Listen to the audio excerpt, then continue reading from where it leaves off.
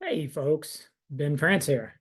Just jumping on to do another one of these vlog style, just kind of off the cuff videos. So I kind of have a general idea what I want to talk about today, but don't really have any type of script or anything prepared. So we'll see where it goes, and if I meander all over the place, very likely that will be the case. So I was having a chat online with some of my friends on Threads, which is if you're not familiar with it, a social media platform kind of like it used to be Twitter, now called X, only at least in my perspective or in my experience, without all the freaking hate and ugliness, just kind of people supporting each other. And posed a question to some people out there, maybe fishing a little bit for some affirmation and some commiserating, but also just wanting to see if I was in a strange island unto myself with this. So the question that I posed, I am going to read it here, although uh insider tip, I'm not wearing glasses. I'm getting ready to go back to contacts, but I haven't yet, so I'm a little it's because I'm trying to see things and yeah, not trying to fool anybody. I am relatively blind as a bat without my glasses, but I am gonna be switching back to contacts here shortly. So let me put these on for a second. And here is the question that I posed everyone. I said, I'm curious for my ND or neurodiverse tribe members out there. Do you find yourself needing time just to be alone and to do nothing, even if you spent time that you truly enjoy with people that you truly love? The past 2 days, getting to spend time with my person, i.e., my wife Tracy, has been incredible. But with her back at work today and me being done with my work day already, because I had a light work day today, I find myself just wanting to veg out in front of the TV, not interact with anyone, and not do anything. Am I alone in this sentiment? And the overriding response to this was no, I am not alone in this sentiment. Some of the replies, and I will kind of paraphrase them. Someone saying they've felt more at ease alone for their whole life, even though they like to socialize, but they are just drained when they get done socializing and need time to themselves. Another person saying my partner is my best friend and has been for a long time, but at the end of a day of being together, I need quiet time to myself, and jokingly saying that I've contemplated diving out of a moving vehicle when he won't when he won't stop chatting on the drive home. Another person saying that love my partner very much, but they're working from home today, and I'm really crabby because of it.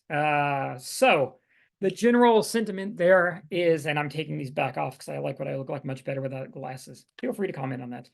But the general sentiment there is no, this is not an unusual thing for people who have neurodiverse personality types or neurodiverse traits like myself.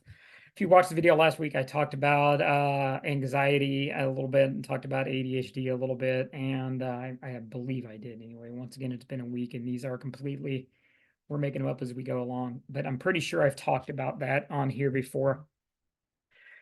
And it's something I've really noticed, especially more as I unmask myself and as more as I accept and embrace my neurodivergence. I am learning that my social battery only has so much bandwidth before it just drains. I had the similar thing happen last month. I have a friend I get together with to go have coffee with about once a month or so. Awesome person that we have very, very good conversations and very stimulating conversations that are really interesting, kind of about philosophy and spirituality and life and stuff. But had that conversation with that friend. It was awesome. I was kind of on a high that whole day, even that evening. But boy, I woke up the next morning and I just felt hungover. I was just so drained. I didn't want to see anyone, do anything, or talk to anyone. So if you are someone who struggles with anxiety or social anxiety, if you're someone who struggles with neurodivergence of whatever flavor, whatever neurospiciness you have, this is likely something that might be familiar to you. And I would say if that is the case, don't feel bad about that. You do not need to apologize to anybody for the person that you are. You do not need to apologize for anybody for needing to make yourself a priority. A lot of us who struggle with masking are also amazingly good at being caretakers and taking care of other people, but we also do an incredibly bad job of doing that for ourselves. And this is something I struggled with for a very long time. In previous relationships, it was all about the other person. As long as they were okay, I told myself I was okay. As long as their needs were getting met, everything was good, or at least I told myself. And I'll tell you what that turned into was a lot of resentment and a lot of lashing out at inopportune times because I wasn't taking care of myself. I wasn't putting myself first. There's a term that goes along with that. It was on a podcast I was listening to this week. It's called fawning. It's part of someone who struggles with anxiety and those sorts of things. It's part of the fight or flight response. It's actually been amended in recent years to be fight, flight, freeze, or fawn. I'm gonna get a drink of coffee, not talkie, even though I am talking. And yes, this is my third cup today. Don't judge me. And it is about 3 o'clock in the afternoon. I'm having cup number 3 of coffee, so I probably won't sleep real well tonight, but such is life. So, fawning, what is that? That basically means not taking care of yourself, not getting your needs met, not putting your needs first, or sometimes not even putting your needs on the calendar and completely taking care of everybody else. That can very much lead to anxiety issues. That can very much lead to depressive issues. That can very much lead to these burnout issues where we feel like we just have to be by ourselves alone and we cannot stand to be around other people because it's just so exhausting.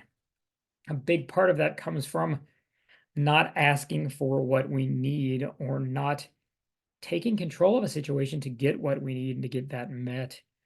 For example, if you're like me and you are someone who is neurodivergent and someone who struggles with your battery draining when you spend too much time in social situations, it's okay to let people know that you need that time to yourself. It's okay to step away from people. It's okay to put yourself first, and it is okay, not only okay, but I'd say it is mandatory to do that in those moments that you need that. I promise you, the people that really care and the people that really should matter to you and the people that you really matter to, they're not going to be upset with you when you take that step away because you need that time. My wife is incredible in that regard, and I'm not saying this to brag, although I love to brag on her because I love her. She's incredible. But I'm not saying this to say, nah, nah, nah, look how great my relationship is. Aren't you jealous? Because one, it's gross. And two, I've been in not great relationships. So I know it's not always this way. But my wife is an incredible person at being patient with my struggles and at giving me the space I need when I need it. And so I always use her as an example that even though I know there are times when me asking for that space can be a little challenging for her because it's such a predominant thing or prevalent thing for me. But she also is the person that loves me and cares about me and will be supportive there for me. And I do the same thing for her. When she needs something, I do everything I can to help with that also. What I don't do that I did in past relationships is I don't put her needs before everything else to the detriment of myself. That's that fawning response. That's that.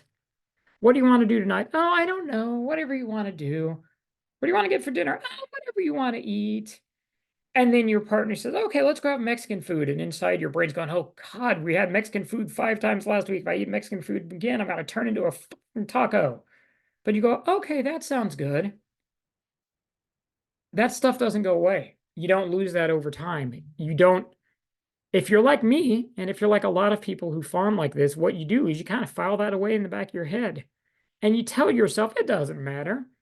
That's okay. He or she or they love Mexican food, so I can eat it even though I'm tired of it. It's all right. It's not a big deal. But I promise you, if you do that long enough, for long enough, a couple things happens. One, initially, you probably just start feeling like your needs don't matter. And you start not even factoring yourself into the conversations. You start getting to the place where you don't ask for what you need. You don't advocate for yourself because you feel like there's no point in it. It's not going to happen anyway. So why I even waste my time doing it? So I'll just be happy with whatever scraps I can get, and I'll say that's good enough. That sucks. That's not fair to you. It's also not fair to your partner or your family or your friends because you're not advocating for yourself if you do that. Secondly, to that, if you do that long enough, what I've seen both in my own personal life and also with clients that I've worked with over the years is that you will start to resent that other person. And some people would say that, well, maybe it's valid that you resent them. Maybe they're very selfish. Maybe they never do things that you want to do. Maybe that's true. Maybe you're in a really dysfunctional relationship or you have a dysfunctional family or a family of origin where that's the case. But ask yourself this. Have you ever tried to advocate for yourself? Have you ever set those boundaries? Have you ever said, I don't want Mexican food. You know what, partner? I know that you want Mexican food, but man, we had Mexican food 4 times last week. Maybe we can get Chinese tonight. Or if they ask you, what do you want to get for dinner? And you're like, and your immediate instinctual response is, I don't care, whatever you want. Even if you go along in that moment, I would challenge you to, when you have some time, sit back and ask yourself this question. Was that true? Did I really not care? Did it really not matter what we had for dinner? Or did I feel like there was no point in me saying what I wanted because I wasn't going to get it? And or I was afraid that if I said I don't want Mexican food, that it would turn into an argument and it'd be a conflict. And that's scary. And I don't like arguments and conflicts. And so what I'm going to do is I'm going to go, I'm going to back away from that as far as I can, even if that means that I'm sacrificing myself. And I don't mean self-sacrifice in the you're doing the right thing to take care of other people. There can be a fine line there, and it can be hard to draw that line or delineate that sometimes. But there's a difference between doing things because you care for other people and you want to be helpful, and doing things at the cost of your own peace and your own happiness because you're afraid of what will happen if you try to put yourself first. So, if you've got this far into this video with me, I just challenge you for this. Try to make yourself a priority. And I know it'll be hard. It's one of those things that you're really good if you're expert level at fawning, if you are expert level at putting everyone before you, if you are expert level at saying this is what they need, so as long as they're good, everything's good. I used to say in my head, never to my former wife, but I used to say in my head, happy wife equals happy life. No, it doesn't work that way. You might have the illusion that you're kidding yourself of that, but if your needs aren't getting met, if you're feeling like you don't matter, ask yourself, am I somehow playing into that? Am I not advocating for me? Am I not making myself a priority?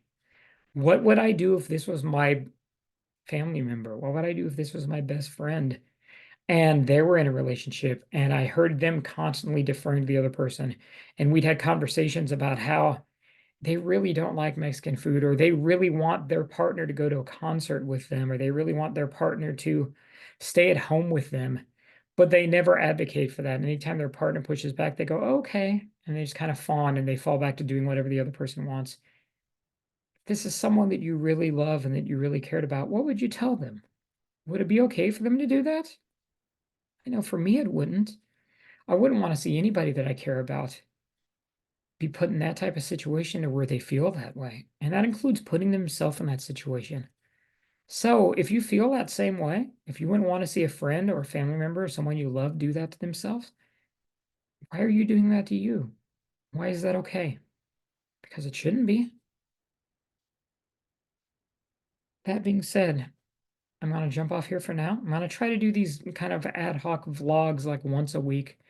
They'll go probably on TikTok and on my YouTube channel. I probably won't put them on Threads because I don't think it'll go for this long of a video. But I'd love to hear some feedback from people and tell me if you think these things are helpful. This is kind of taking my concept of my podcast, Diary of an Anxious Therapist. And yes, that's a plug for the podcast. It's taking it and making it a little bit more personal. And I'm trying to get it back a little bit more to what I intentionally intended for that podcast to be, which was not a here are my 10 tips that will make this psychological issue go away for you, which I feel like it's kind of turned into that. The real intent of that was exactly like the name says. The diary i.e., my stories, the things I'm feeling, of an anxious therapist, i.e., me. And the whole intent behind that was to share with you all that, hey, this stuff's hard. I've got close to a decade. I've got at least 7.5, 8 years of education experience in psychology and counseling and mental health. I've got almost a decade of experience working in the mental health field. And this stuff isn't easy. And that's why I wanted to share this with all of you out there. I wanted you to know that, hey, even those of us that do this for a living, we have our struggles too. And so you shouldn't feel ashamed if you're struggling. You shouldn't feel ashamed if you're not sure what to do. You shouldn't feel ashamed if you feel like you need help, but you're keeping yourself from getting that help because you think that it's a sign of weakness or something like that, because that's bullshit. Pardon my language, but it's not a sign of weakness. So anyway, I think I said the same thing the end of last time. If any of this resonated with you, please leave a comment. Let me know if it's helpful. Let me know if it's not helpful. Let me know if there's something specific that you're struggling with and maybe I could provide some of my insight for. This is a social media video, so please, this is not construed as, and this is my official disclaimer, this is not to be construed as psychological or mental health advice or to be taken as such. No warranty is expressed or implied.